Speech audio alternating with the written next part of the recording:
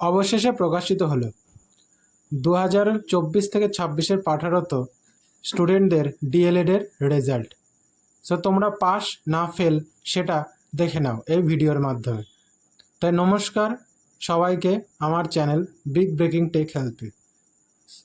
আমি তোমাদের এই ভিডিওর মাধ্যমে দেখিয়ে দেবো যে তোমরা ডিএলএডের রেজাল্টে পাস করেছো না ফেল করেছো সেটা তোমরা কিভাবে দেখবে তা আমি ভিডিওর মাধ্যমে তোমাদের দেখিয়ে দেবো। সো প্রথমে তোমরা তোমাদের ফোনে বা ল্যাপটপ বা পিসিতে চলে যাবে। সেখানে গিয়ে গুগল ক্রোমে চলে যাবে। গুগল ক্রোমে চলে যাওয়ার পর তোমরা টাইপ করবে West Bengal primary board education. Type করার পর সার্চ করবে।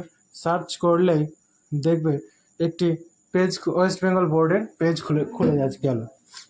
এবার পেজ খুলে যাওয়ার পর তোমরা পেজ খুলে গেল।